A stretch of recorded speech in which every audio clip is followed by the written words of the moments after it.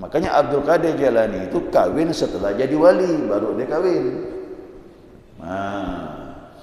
Abdul Qadir Jailani umur 51 kawin.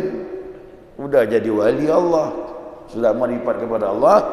Nah, dapat petunjuk dari Nabi Muhammad SAW, suruh kawin, baru dia kawin. Nah, kita ini belum jadi wali, jadi wali murid. Dah kawin 1 kurang, tambah 2, tambah terganggu lah perjalanan. Nah, jadi Imam Ghazali beri konsep, apapun yang menghambat engkau kepada Allah, jangan dulu. Nah, jangan dulu. Nabi itu jadi dia rasul. Waktu Nabi jadi rasul diangkat, berapa istri Nabi? 1 ya, Khadijah. Tak Nabi mandang nambah-nambah. 1 Khadijah istri Nabi. Terus udah jadi rasul sampai umur 51. Meninggal istri Khadijah, barulah kawin. Tapi sudah menjadi rasul, itu semuanya tak menghambat. Seperti Abdul Qadir Jailani lah tu. Udah jadi wali Allah, tak menghambat lagi. Nah, tapi kau masih dalam perjalanan, jangan. Ya, itu akan menghambat. Nah, ada orang dah mulai gosok-gosok saya tu. Bila nambah apa Ustaz?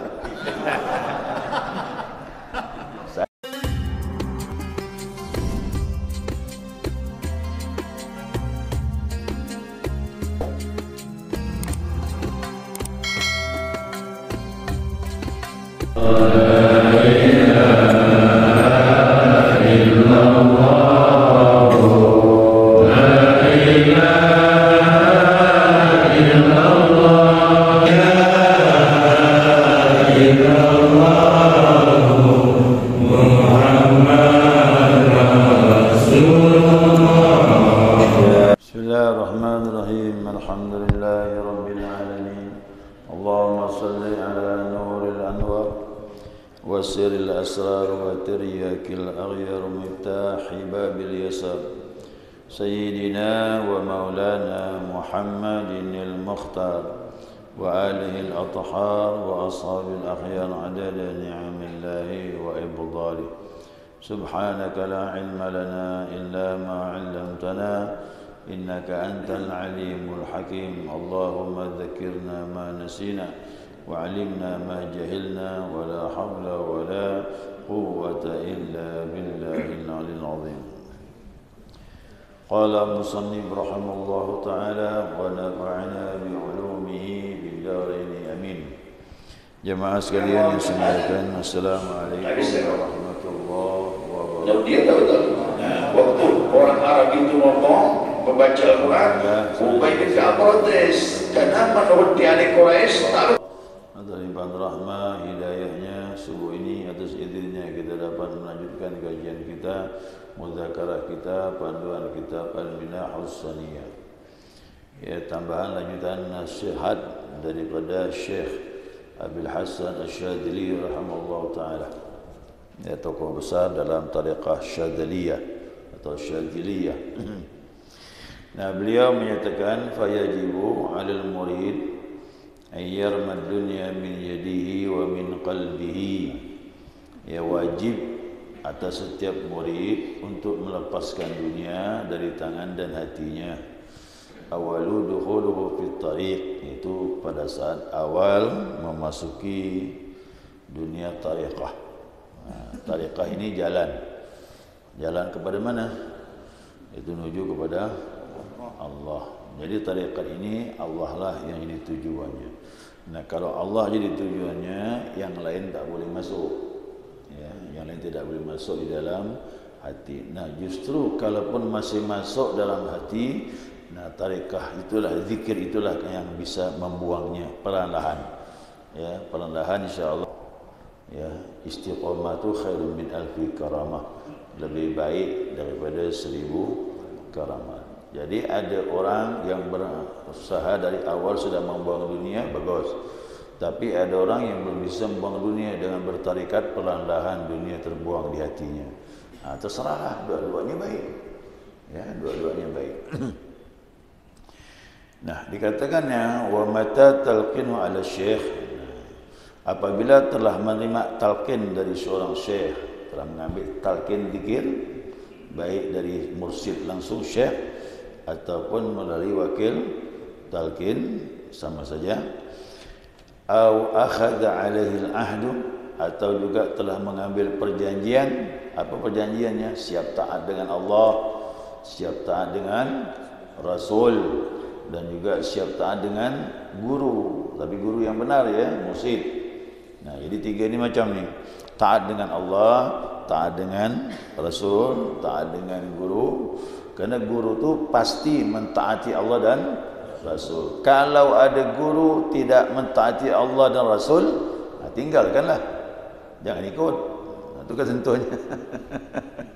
Jadi kenapa? Ukuran begitu. Karena kadang-kadang banyak orang tergelincir ikut guru, tapi gurunya tidak mentaati Allah dan itu bukan guru, itu namanya guru-guruan. Ya, guru-guruan namanya itu. Jadi konsepnya taat dengan guru itu ya selama guru itu mentaati Allah dan Rasul. Kalau tidak, ya kita angkat kaki, pindah, cari guru yang betul. Ya. Nah, kalau sudah mengambil talqin, mengambil perjanjian tadi itu, nah, maka selanjutnya dia bilang, wa huwa yamilu ila dunya, tapi dia masih cenderung kepada dunia. Ya, sudah mengambil talqin, ya, kemudian masih juga cenderung kepada dunia. Itu biasanya tak betul ngamalkan tu. Ya, ngamalkan tak serius berarti. Nah, fala buddha ayarji'a min haitsu ja, maka dia harus kembali dari mana dia datang. Artinya sama je posisinya waktu tahap awal ngambil zikir, begitulah dia. Tak pernah naik-naik rohaninya. Tetap dia macam itu. Ya kan? Itu dikatakan dari mana dia datang, artinya pertama dia awal begitulah dia. Sudah 5 tahun 10 tahun ngamalkan, ya gitulah dia. Tak ada perubahannya. Kenapa? Tak ada perubahannya, hatinya masih gandrung dengan dunia. Kau dah gandrung dengan dunia, tak suka akhirat. Kau tak suka akhirat, apalagi kepada Allah Subhanahu wa taala. Itu ketentuannya begitu. Maka dikatakan wa tarfaduhul tariq, maka dianggap dia telah menyingkir dari tariqah. Jadi tariqah ini tujuannya apa? Membuang sesuatu selain itu kan prosesnya panjang tu. Ya, pertama taat, ikut petunjuk, kerana guru-guru itu dah pengalaman bagaimana perjalanan mereka menuju kepada Allah Subhanahu wa taala. Apa ciri-ciri guru yang benar? Ciri guru yang benar itu kalau kita dekat dia, ya, pembicaraannya, tingkah lakunya, dia membangkitkan kita untuk ibadah. Itu ciri-ciri guru yang betul. Ya, jumpa dia, omongan dia membangkitkan semangat untuk ibadah. Makanya perlu dengan orang-orang seperti itu. Ya. Karena sesungguhnya asas tarekat ini, ya, meletakkan pada seorang murid pada satu jalan itu adalah pertama az-zuhdu fid dunya, zuhud terhadap dunia. Kalau zuhud kepada dunia, tentu hatinya cenderung kepada akhirat. Kalau cenderung kepada akhirat, pasti akan naik meningkat menuju kepada Allahnya, bukan lagi negeri akhirat. Jadi pertama membuang dunia, cenderung kepada akhirat. Nanti membuang akhirat, cenderung kepada apa? Allahnya langsung. Itu tahapan. Itu namanya madarij, tangga jenjang yang naik itu untuk menuju kepada Allah. Tahapannya seperti itu. Faman lam yazhad fid dunya, siapa yang tidak zuhud terhadap dunia, la yasihhu lahu bina'u syai'in fil akhirah, maka tidak sah baginya untuk membangun tempat di negeri akhirat. Jadi kalau tanya orang, macam mana kat kau ni? Saya nak mikir lah Pak Ustaz, gimana posisi saya di akhirat? Bisa? Ukurannya kuat tak masih dunia di hati kau? Masih kan ni Pak Ustaz? Berarti akhirat belum jelas kau. Gitu ya dia. Akhirat belum jelas kedudukan kita. Tapi begitu kecenderungan hati dunia sudah hilang, berarti posisimu sudah berada di akhirat. Walaupun kaki berjalan di bumi, masuk ke kantor, pulang ke rumah, kumpul dengan anak istri, keluar lagi beraktivitas, tapi hatimu sudah cenderung ke akhirat, selamatlah. Kan tinggal pindah alam ini. Begitu meninggal, pindah alam. Akhirat jelas tempat kita. Kenapa? Dunia, waktu hidup di dunia, hati sudah akhirat. Ya. Jadi kalau saya melihat gampang, Pak. Siapa yang ibadahnya terasa nikmat, dia butuh dengan ibadah, sedekahnya mudah, berbuat baik gampang, mudah. Itu ciri-ciri orang sudah kepingin pindah ke negeri akhirat. Makanya kata Nabi suruh sering-sering takziah dulu. Ya, bukan takziah kuburan ziarah. Takziah itu mendatangi rumah duka, ada orang meninggal, datanglah. Jadi datang kita pada orang meninggal, tengok mayat tu. Ini mayat sudah pindah ke negeri akhirat. Nanti kita juga seperti ini. Maka nasihat tu kematian tu besar. Ya, nasihat itu tidak boleh tidak dia. Jadi Aisyah tu isteri Nabi tu bertanya, ya Rasulullah, aku ni kepingin dapat pahala mati syahid. Kerana perempuan ni kan tidak ikut berjuang, tidak seperti laki-laki. Tanya dengan Nabi, aku kepingin dapat nilai syahid waktu kematian itu datang. Kata Nabi, ingat mati satu hari minimal 20 kali.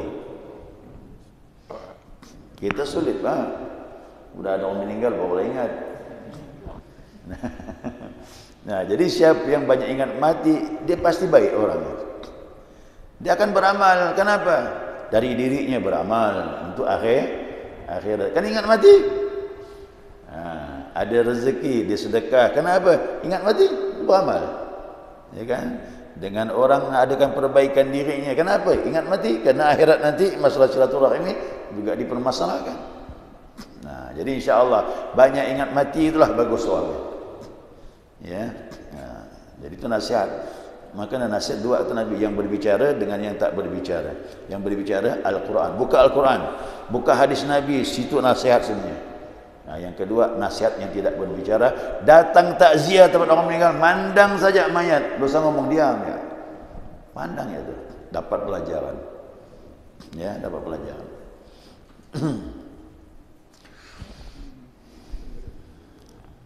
Ya. Wa kana Sayyid Syekh Abdul Qadir Al-Jilani rahimahullah ta'ala yaqul. Nah, ini pesan daripada beliau ni, guru besar dalam tariqat Qadiriyah. Apa kata beliau? Man aradal akhirata fa'alaihi bizuhdi fid dunya. Siapa yang menghendaki negeri akhirat, artinya selamat di akhirat, maka hendaklah dia zuhud terhadap dunia. Jadi siapa yang mau tahu jelas posisinya baik di akhirat, maka zuhud terhadap dunia. Dunia tak jadi tujuan.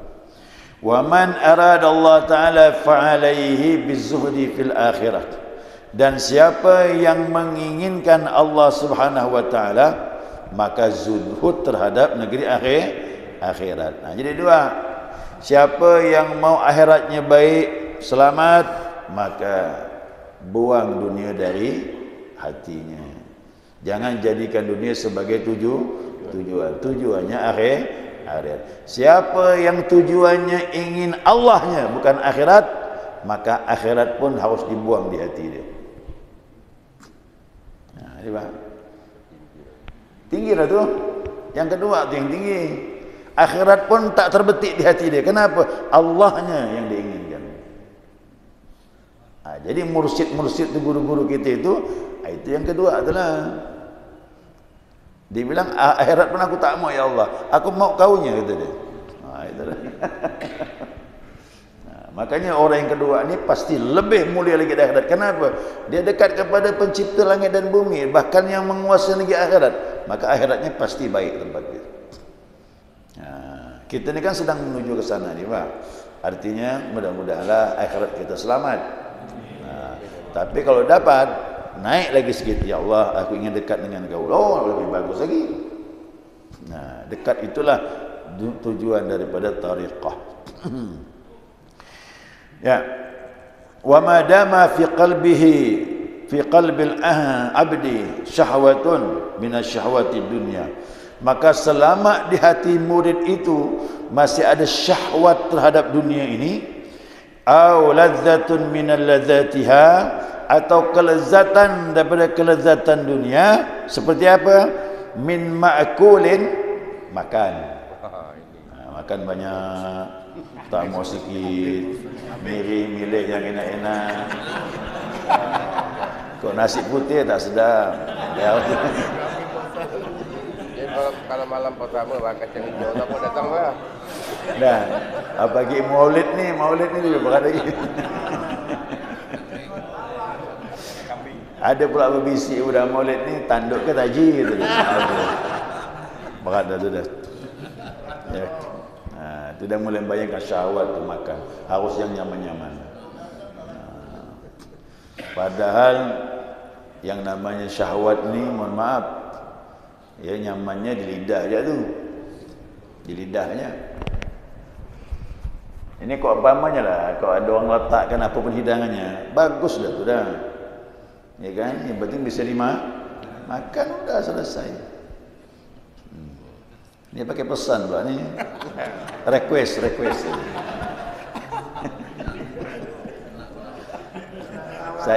Saya ingat bukan apa, waktu ada dalam kitab tu, dia diajak makan sama seorang raja, dia menolak.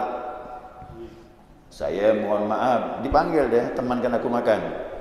Mohon maaf tuan, saya ni hari ni puasa, kata dia, memenuhi undangan Tuhan semesta alam. Jadi orang puasa tu makan sifat Tuhan, tak makan, tak minum. Nah, aku memenuhi undangan dia. Kau kan puasa sunnah? Ya, bukalah, kata dia. Apa pula? Ini makanan hari ini lezat, mungkin ini makan yang terbaik bagi kau. Ya, raja berhidangan, tentulah nyaman-nyaman. Dia bilang apa pula? Hai tuan, nyaman tu di lidah, kata dia. Selama lidah sihat, nyaman lah. Betul kan? Kalau lidah sakit, pahit semuanya tu.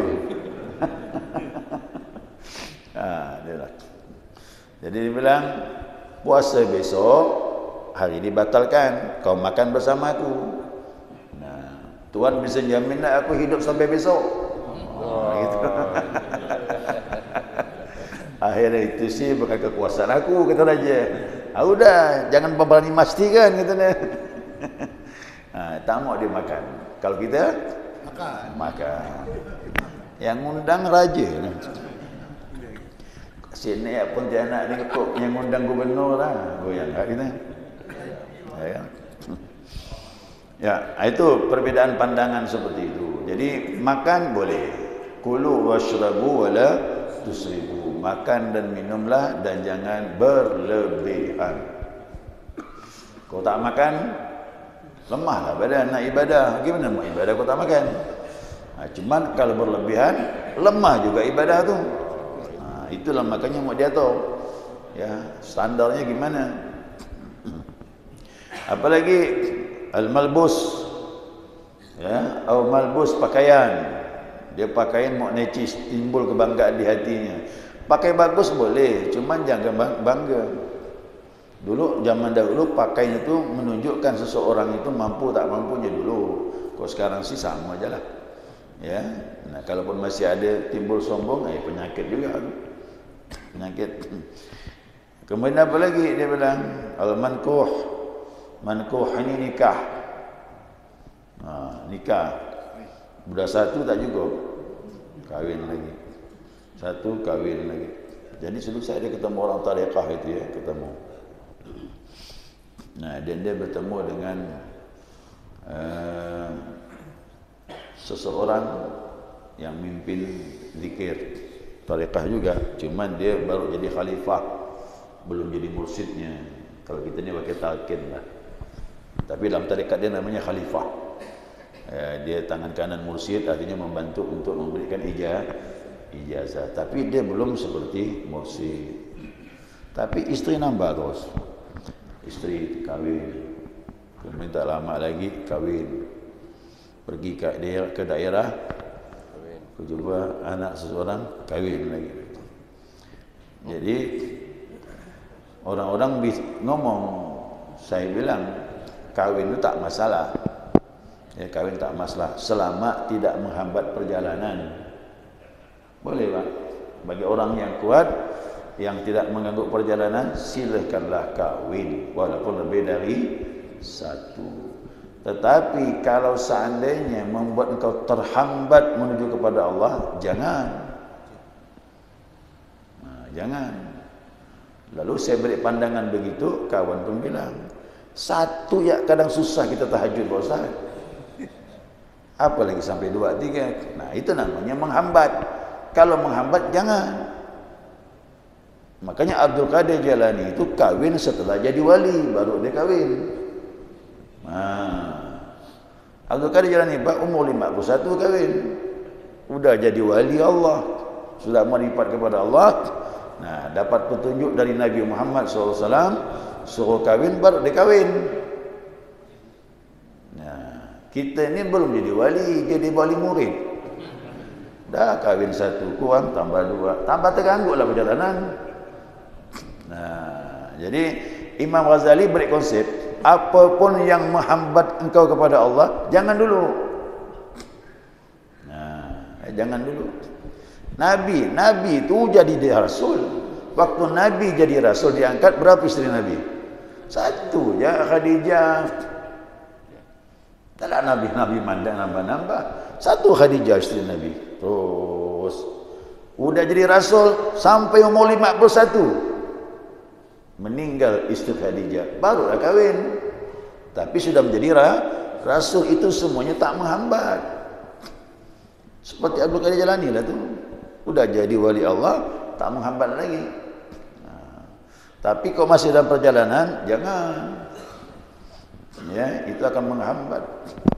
Nah, ada orang dah mulai gosok-gosok saya tu. Bila nambah Pak Ustaz? Saya bilang kau masih menghambat perjalanan, tak bisa saya bilang. Kau tak sampai-sampai macam mana? 1 jalan. Jadi konsep Imam Ghazali gitu. Imam Ghazali bilang kau menghambat kepadamu, jangan dulu. Berjalan dulu kepada Allah. Saya bilang sama kawan tu, 1 pun tak habis. Ya kan? 1 pun. Jadi bergantung orang tu, tak bisa dipaksakan masalah ini Pak. Ya. Kita bisa memilah-memilah. Bermanfaat tak untuk kita ni kalau nambah isteri? Oh, buat mudarat. Jangan. Kita yang tahu tu. Nah, ya kita yang tahu. Kalau saya ni ketemu di Jawa Timur sana, jemput kiai-kiai NU, mana berapa dah isteri dah Habib gitu. Mak saya Habib tu. Balas bukan Habib. Berapa dah isteri Habib? 1. Innalillahi. Jangan Pak aku ketemu kiai-kiai di Jawa tu. Itu susah. Innalillahi gitu. Saya bilang itu pandangan orang berbeda. Tak bisa kita samakan. Kita lihat dari segi manfaat dan mudaratnya. Kalau bawa mudarat, janganlah. Banyak pertimbangannya. Ya, banyak pertimbangan. Ya, kemudian tambah lagi. Apa lagi? Wilayatin ataupun pangkat. Riyasatin, kedudukan. Ini juga bahaya ni Pak. Pangkat, kedudukan, termasuk mesra di hati, takut lepas jabatan tadi, kedudukan tadi, udah. Berarti kita terikat dengan dunia. Jabatan tu amanah, dapat laksanakan, tak dapat lepaskan. Jangan letakkan dalam hati. Apa lagi? yakni at-tadfiq fi fanni min al-funun al-ilmi.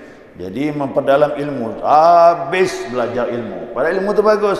Ya, tapi kalau sibuk dengan ilmu, terhambat perjalanan, sama juga. Seperti belajar kaidah ilmu hadis. Mana hadis yang sahih, yang hasan, yang dhaif, yang maudhu, mana hadis yang batil, kaidahnya seperti apa. Ini bukan urusan kita, ini urusan ulama yang belajar begini ini. Kalau kita ni belajar itu habis Pak umur. Dah rambut dah putih pula. Belajar ilmu hadis lagi, habislah. Kita ni cukup yang fardu ain. Wajib kita belajar fikih, cari ibadah. Untuk ilmu hadis tu ada khusus orangnya, para ustaz, para ulama yang mengkaji. Wa qiraatil Quran, biqiraati sab'i, belajar Al-Quran dengan qiraat 7. Kan Quran ada qiraat 7, Pak. Kita ini satu qiraat Indonesia ni. Makanya bukan hanya fikih saja, Al-Quran tu bermazhab, 7 mazhab baca Al-Quran. Nah, itulah yang kemarin di medsos tu ada yang kritik Habib Umar, ada tak? Ini orang, maaf, dia tak luas pemahamannya. Dia tak tahu qiraat 7 itu seperti apa. Bisa berubah baca-bacaan itu menurut qiraat masing-masing. Dan semuanya benar. Semuanya benar. Makanya orang ketawa. Begitu Habib Umar dikritik, salah. Salah menurut qiraat kita di sini Indonesia. Nah, tapi menurut qiraat dia di sana, benar. Maka dialek-dialek Arab itu, Pak, diberi kelonggaran oleh Nabi Muhammad SAW. Nah, maka tadi malam saya sudah sampaikan. Tadi malam saya sampaikan di mana? Di Darun Najah. Kan ada tuh masalah Nabi, Nabi mengkelirkan masalah Ubay dengan suku Arab membaca Al-Quran. Ubay ini kan membaca Al-Qurannya menurut qiraat Quraisy. Sedangkan orang itu membaca menurut qiraat dialek suku dia. Kan bersuku-suku orang Arab. Macam orang Melayu, Pak. Bahasanya kan tak ada yang sama. Orang Melayu Medan dengan sini ada beda, Pak. Dengan Riau sana beda. Dengan orang Malaysia ada perbedaannya dialek-dialek itu. Tapi sama-sama orang Melayu kalau ngomong nyambung, paham dia. Walaupun ada karakter bicaranya yang berbeza. Begitu ke orang Arab bersuku-suku dia. Dia bersuku-suku, cara bicaranya pun ada dialek yang berbeza. Lahjah namanya, cara melapaskan huruf itu. Ya, ada siratal pakai sad, ada pakai sin, siratal udah sah bagi dia. Ada pakai zai, ziratal ladzina an'amta. Ada. Tak bisa, Pak. Menurut dia dah betul. Nah, waktu orang Arab itu ngomong membaca Al-Quran, Ubay bin Ka'ab protes karena menurut dialek Quraisy tak betul. Nah, kau salah, bukan begitu cara membacanya, kata Ubay bin Ka'ab. Orang yang dituduh salah, inilah yang Nabi ngajarkan kepada aku, kata dia. Habis gimana? Dia berani bersumpah. Aku pun juga terima dari Nabi. Padahal Nabi beri kelonggaran. Nah, akhirnya tak lama Nabi Muhammad datang. Nabi datang. Nabi tahu dah pertikaian Ubay ini dengan orang Arab ni. Atau Nabi tepuk dada Ubay itu. Dam gitu. Kata Ubay, begitu Nabi tepuk dada aku merasakan Allah ada di hadapan aku, kata dia. Gampang tu, Pak, untuk bersihkan hati Ubay itu, ditepuk dada. Langsung dengki dengan bacaan tadi tu hilang langsung. Nah, jadi suruh bersihkan hati, jangan cepat menyalahkan. Itulah maksudnya tu. Tepuk Nabi itu ke dadanya tu dah isyarat, jangan mudah menyalahkan. Setelah itu baru Nabi ngomong dengan Ubay. Ubay, kata Nabi, aku ajarkan Al-Quran itu menurut dialek bahasa mereka, biar mereka cepat faham. Selesai sudah. Zamannya Umar itulah baru ditertibkan di Madinah itu dengan dialek Quraisy. Tapi kalau memang ada bacaan qiraat 7 ini, tak masalah. Tetap masing-masing dianggap benar. Jadi ternyata Al-Quran bermazhab, Pak. 7 mazhabnya. 7-7-nya benar. Ya. 7-7-nya benar. Ya. Wa kan nahwi wal fiqhi. Demikian juga belajar ilmu nahwu. Ilmu nahwu ni untuk para ustaz dah, para kiai. Kita janganlah habis semua. Saya ilmu ini termasuk tak sempurna saya. Masih banyak salah-salahnya. Tapi ikutlah kaedah umum sajalah. Ya, sesuai kemampuan kita itu. Dan juga fikih, belajar fikih 4 mazhab. Satu mazhab dia tak selesai. Mau 4 mazhab lagi, habis waktu ni. Nah, bila kau mau berjalan membersihkan diri, kalau ini kau urus, ini pun termasuk menghambat perjalanan kita kepada Allah Subhanahu wa taala. Wal fasahah, belajar ilmu tentang masalah kefasihan lisan, pidato. Belajar ilmu pidato habis umur ke situ. Nah, jadi ilmu tasawuf ini fokus kepada hati, perjalanan diri, pembersihan diri. Ya. Jadi dia sudah termasuk di sini tidak mencintai akhirat tapi masih memandang kecintaan terhadap dunia. Ya, karena ilmu-ilmu tadi itu dia ada satu unsur. Kenapa? Dihormati orang. Dihormati orang udah habis, jatuhlah dia. Jadi bukan urusan kita, itu urusan para ulama yang memang dikhususkan memperdalam ilmu ini. Seperti Imam Syafi'i itu habis umurnya Pak, dari kecil sampai umur 30 tahun belajar. Dia belajar dari umur 3 tahun, Al-Quran 4 tahun, tapi selesainya 31 tahun. Berapa tahun tu? Dari kecil memang habis umur belajar. Nah kita ni rambut dah putih begini, mau belajar apa lagi? Dah lah, bersihkan diri lah, udah persiapan mau mati. Jangan sampai kita meninggal hati masih kotor. Kita meninggal masih banyak masalah. Kita minta tenangkan hati kita. Ala bidzikrillah tatmainnul qulub. Jadi banyak ingat Allah, hati jadi tenang. Ilmunya inilah dia, cara kita membersihkan diri. Baik jemaah sekalian, saya kira itu ya, mudah-mudahan dapat dipahami. Nanti tambahan lagi mengenai petua-petua daripada para ulama tentang perjalanan. Ya, ini masuk bab tobat nih, cuman sudah disinggung bab zuhud dah. Ya, sudah disinggung bab zuhud. Saya kira itu. Ada pertanyaan? Silakan. Satu, tidak lagi cenderung kepada akhirat, tapi cenderungnya kepada Allah Subhanahu wa taala. Nah, orang yang kepingin akhirat, dia harus membuang kecintaan dengan dunia. Dan orang yang menginginkan Allahnya juga harus membuang daripada tujuan untuk mencapai negeri akhirat. Tapi ingat, mendapatkan akhirat udah baik. Ya. Siapa yang rindu negeri akhirat udah bagus. Cuma dalam tarekat itu masih cacat. Kalau kau menginginkan Allahnya. Jadi dunia, akhirat singkirkan. Kenapa? Kita menuju kepada Allahnya. Makanya Rabi'ah Adawiyah. Rabi'ah Adawiyah ini kan perempuan. Ya, perempuan. Ya Allah, dia bilang, kalaulah aku ini menyembah kepadamu kerana takut neraka. Ini masalah akhirat ni Pak. Ya. Bakarlah aku ke neraka, kata dia. Kalau aku menyembah kepada engkau kerana menginginkan surga, jangan kau masukkan aku ke surga. Benar? Tapi aku menyembah kepada engkau kerana aku cinta kepadamu. Ini perempuan ni, bukan lelaki ni. Perempuan macam itu iman.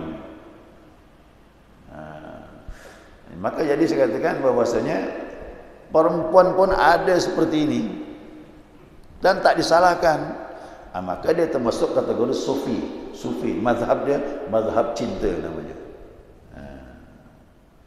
Makanya saya sampaikan sampai Hasan Al-Basri itu melamar kepada dia, mau kahwin, menikahi dia, ditolak sama dia.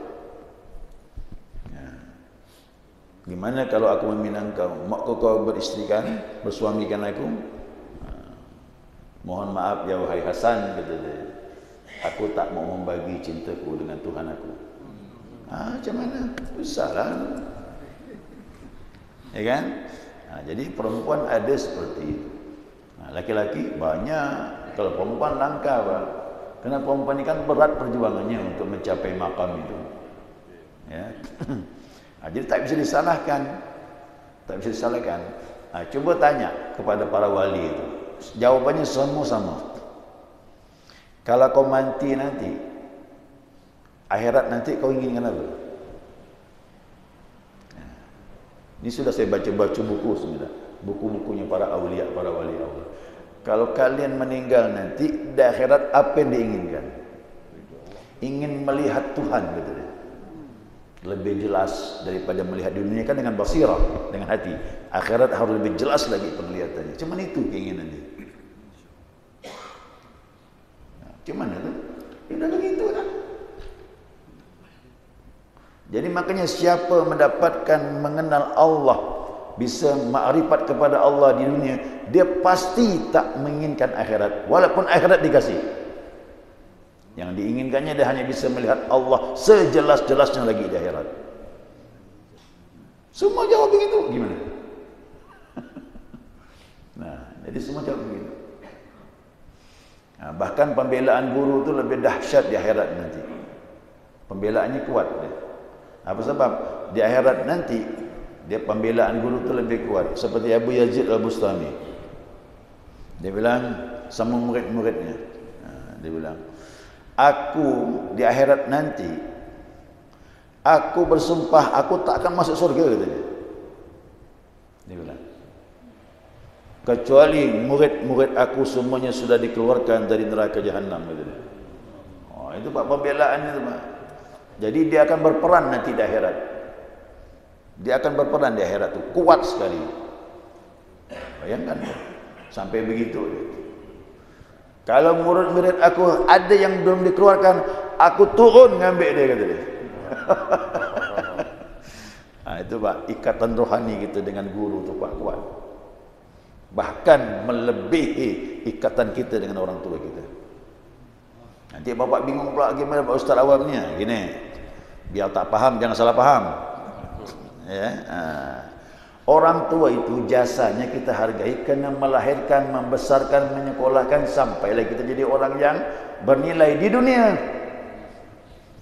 Bukan tapi guru menyempurnakan hati kita ini, roh kita ini diperbaiki sampai kau baik di mata Allah. Maka guru berperan sampai di akhirat. Makanya yang paling dominan nanti guru lebih nampak pengaruhnya daripada orang tua kita nanti di akhirat. Tapi yang paling besar lagi pengaruhnya di akhirat Nabi kita Muhammad sallallahu alaihi wasallam. Itu saya bilang. Jadi kalau udah paham ilmu ini Pak, besar peran guru ni. Dunia bisa membawa kita ke Allah, akhirat dia akan membela kita. Itu beratnya. Tapi jangan lalaikan orang tua tadi. Gara-gara itu. Nah, memang begitu Pak. Maka jangan heran ya. Ya, jangan heran kalau seandainya orang yang paham ilmu ini, nah dia dengan gurunya itu lebih pengaruhnya daripada bakti kepada kedua orang tua. Tapi ingat, bakti tetap ya. Bakti sama orang tua umpamanya 40%, tapi sama gurunya 60%, bahkan bisa 100%, karena dia tahu. Bahkan orang tuanya bisa dibantu sebab dia. Paham tak ni? Nah, bahkan orang tuanya dapat syafaat di akhirat kerana anaknya tadi. Karena anak berhikmah dengan guru, guru berhikmah dengan Nabi Muhammad sallallahu alaihi wasallam. Ini rantaian Pak, tak bisa dibuang ni.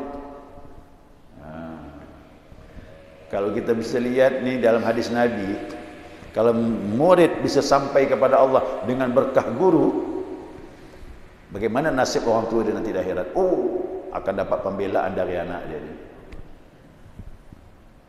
Orang bilang anak yang saleh, yang taat, sudah beri syafaat sama orang tua. Bagaimana kalau anaknya tadi sudah sampai dekat dengan Allah di akhirat? Oh, lebih dahsyat lagi.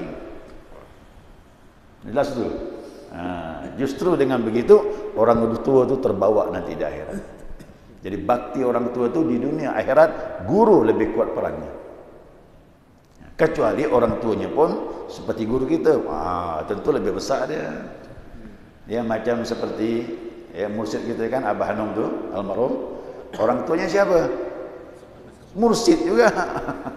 Tapi dia didik anaknya jadi mursyid. Nah, nanti dia akan beri syafaat kepada anaknya lagi. Tapi kan apa ini orang-orang yang dekat dengan Allah. Tapi kita kan orang-orang tua kita kan orang-orang kebanyakan, ya kan, taat ya, akhirat nanti akan dihisab dan sebagainya.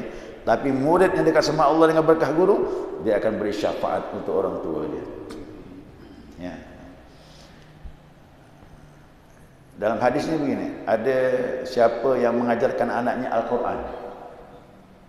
Ya, Al-Quran dengan melihat ya, dengan hafalan, dan dia mengamalkan Al-Qurannya, maka orang tuanya di akhirat itu diberi mahkotah oleh Allah. Anak pengamal Al-Quran dan mengajarkan yang lain ikhlas karena Allah, orang tuanya dapat mahkotah. Berkah anak tadi mengamalkan Al-Quran. Coba bayangkan, bukan hanya ngamal Quran, tapi ini anak dekat dengan Allah. Gimana pengaruh untuk orang tua dia? Nah, tu. Jangan salah paham ni Pak. Biar tak faham jangan. Nanti ustaz dah mengajar, suruh bakti sama guru. Tidak. Justru kita khidmah dengan guru akan bawa syafaat orang tua dia. Tapi ingat guru yang benar. Ya, guru yang benar, tapi yang pegang teguh kepada Al-Quran dan hadis Nabi Muhammad sallallahu alaihi wasallam. Nah, mereka inilah yang dikatakan warasatul anbiya. Ya, warasatul anbiya. Ya, sekali itu. Mudah-mudahan dapat dipahami. Ya, subhanakallahumma wa bihamdika asyhadu an la ilaha illa anta astaghfiruka wa atubu ilaik. Allahumma salli ala Muhammad.